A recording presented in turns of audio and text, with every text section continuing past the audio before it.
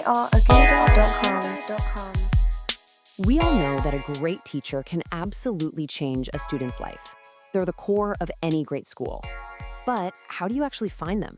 And maybe even more importantly, how do you measure what makes them so great? For years, this question has been a huge focus in education, leading to this massive push to grade teachers. But can a single scorecard, no matter how detailed, really predict which teachers are going to help students succeed? Let's dig in and see what the data actually tells us. All right, so to really get why these super detailed scorecards even exist, we've got to go back and understand the problem they were trying to solve. And it all boils down to one simple but really tough question. I mean, think about it. Is it their degree? How many years they've been in the classroom? The specific strategies they use to teach? Researchers have looked at literally everything, from advanced degrees to the way a lesson plan is organized, trying to find that magic formula.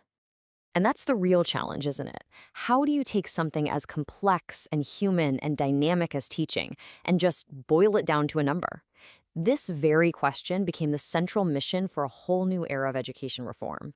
You know, policies like No Child Left Behind and Race to the Top put a ton of pressure on schools to show results to prove they were effective. And that created this urgent need for evaluation systems that could actually tell the difference between a great teacher and one who was struggling. The problem was, the old systems, they just weren't up to the task. So in 2009, a really important report gave this problem a name, the widget effect. Okay, picture a school with, say, 100 teachers. You've got a superstar who is just transforming kids' lives. You've got a brand new teacher who's struggling but has a ton of potential. And then you have everyone in between. Well, what this report found was that in most school districts, something like 95% of those teachers would get the exact same satisfactory rating. The superstar and the struggling rookie were basically treated as identical, interchangeable parts, like widgets on an assembly line. There was no real difference, which meant no recognition for the amazing teachers and, crucially, no targeted help for those who really needed it. So to fight back against this widget effect, a whole new generation of super detailed scorecards was developed. The goal here was ambitious, to say the least. Create a system that could finally capture all the complicated, nuanced things that great teachers actually do every day. And one of the most well-known examples is something called the College Ready Teaching Framework, or CRTF for short. It was created by Green Dot Public Schools, and the whole idea was to build a system that used multiple measures. So, it's not just about one principal popping into a classroom for 30 minutes once a year. It was designed to paint a much fuller picture of a teacher's work. Now, when you actually look at the framework, you can see just how incredibly granular this thing gets. This is not a simple thumbs up, thumbs down situation. It literally breaks the art of teaching down into dozens of specific observable skills. Things like selection of learning objectives or creating cognitively engaging learning experiences. And each one of those skills has 4 different levels of performance. It is unbelievably detailed. The whole system is built around these 5 core areas, or domains. So it's looking at everything from how a teacher uses student data to plan their lessons, to the kind of learning environment they create in their classroom, all the way to how they work with other teachers and how they connect with parents and families. The point is, this was designed to be a truly holistic evaluation, to leave no stone unturned. Okay, but let's be real. Creating a detailed scorecard is one thing. Proving that it actually works, that's a whole different ballgame. Does getting a high score on this super detailed rubric actually mean your students are learning more? Well, that's the exact question a researcher named Narciso Aguda wanted to answer in his 2014 doctoral dissertation.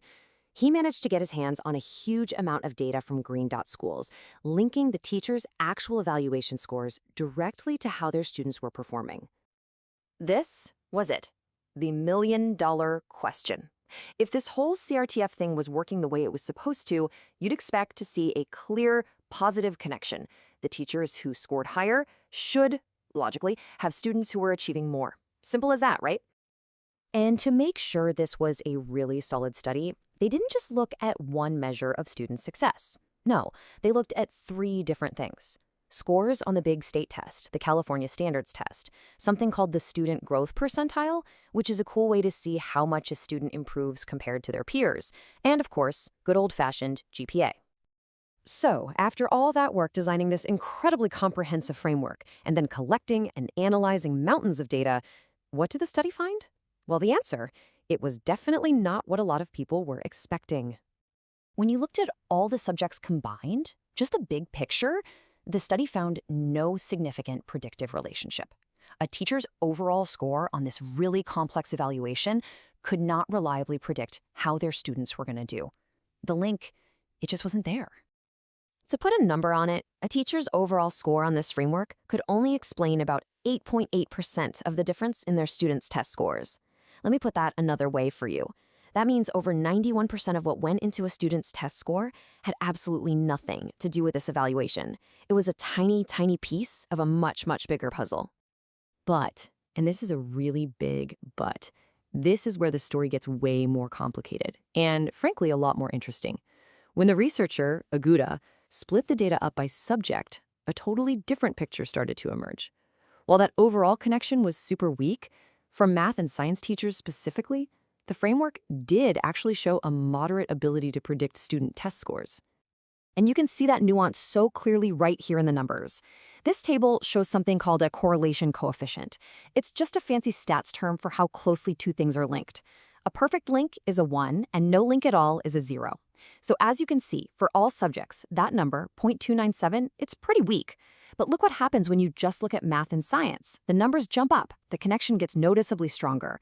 And it suggests that maybe what we think of as good teaching is just easier to measure and define on paper in some subjects than it is in others. So, what are we supposed to do with all this information? If this big, fancy scorecard isn't some crystal ball that can predict student success, is it just useless? Well, not at all, actually. The study's conclusions really push us to think about these scorecards in a totally different way. So, the main takeaway is that this is not a simple problem with a simple answer.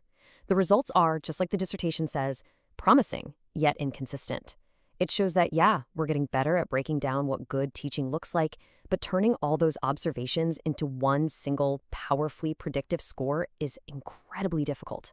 It really just shines a light on the central tension in education. Can the complex human art of teaching ever really be captured by numbers on a spreadsheet? And this is where the real value of the study comes out. Aguda suggests that instead of using that final score as some kind of high-stakes final judgment, schools should use all that detailed data from the framework to help teachers grow. The whole goal shifts from prediction to professional development. So maybe the real purpose of a tool like this isn't to grade teachers, but to guide them. You can use it to pinpoint what teachers are already doing really well. You can use it to target support exactly where it's needed most. And ultimately, you can use it to build a culture where everyone is always getting better. It becomes less of a report card and more of a roadmap. And that leaves us with one last really important question. It completely shifts the conversation away from how can we score teachers and moves it towards how can we support them. Because if the ultimate goal is helping students succeed, maybe the best way to get there isn't by grading the teacher, but by empowering them to grow.